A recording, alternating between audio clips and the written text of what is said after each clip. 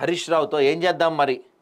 పావుగంట పాటు ఫామ్ హౌస్లో చర్చ, కాళేశ్వరం కమిషన్ నోటీసులపై చర్చ, మరోసారి భేటీ కానున్న ఇరువురు నేతలు.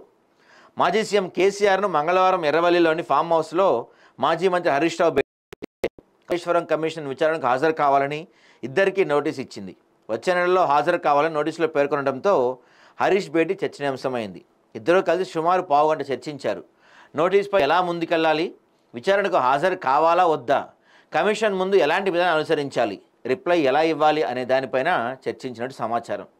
విచారణకు హాజరు కాకుండా లేఖ రాస్తే ఎలా ఉంటుందనే దానిపైన కూడా చర్చించారంట. అయితే 15 రోజులు గడువు ఉండడంతో మరోసారి ఇరువురు భేటీ కానున్నట్టు తెలుస్తుంది. ఇదిలా ఉంటే కేసీఆర్ అమెరికాలో ఉంటున్న మనవడు హిమాంశు దగ్గరికి వెళ్లేందుకు పాస్పోర్ట్స్ అయితే సిద్ధం చేసుకున్నారు.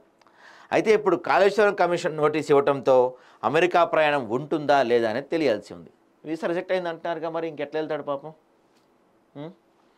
సో మొత్తం మీద అయితే తెలంగాణ రాష్ట్ర రాజకీయాల్లో ఒక పెను సంచలనం. కేసీఆర్ 9 ఏళ్ల పరిపాలనలో ఆయన చేసిన ఎన్నో స్కాములు, ఎన్నో అరాచక పాలనలు ఇంకా బయటికి రాలేదు. కానీ మొట్టమొదటిసారిగా ఒక కమిషన్ ముందు విచారణకు హాజరు కావాల్సిందే అని చెప్పారు. గతంలో కూడా విద్యుత్ కొనుగోళ్ల ఒప్పందంలో ఆయనకి ఇలాగ నోటీస్ ఇచ్చారు, అప్పుడు ఆయన తప్పించుకున్నాడు.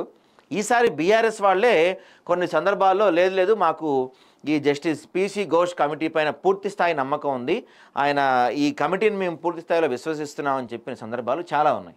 మరి ఇటువంటి సందర్భంలో మరోసారి కోర్టుకు వెళ్తారా, లేకపోతే హాజరు కాకుండా ఎలా తప్పించుకో అనేది మాత్రం సస్పెన్స్గానే ఉంది. కానీ కేసీఆర్ హాజరైతే మాత్రం కమిషన్ వేసే ప్రశ్నలకు ఆయన ఎటువంటి సమాధానాలు చెప్తారు, అసలు సమాధానాలు చెప్పగలుగుతారా అనేది మాత్రం ఒక క్వశ్చన్ మార్క్గానే మిగిలిపోయింది. చూడాలి మరి ఏ విధంగా కేసీఆర్ దీన్ని టర్న్ చేయగలుగుతారు.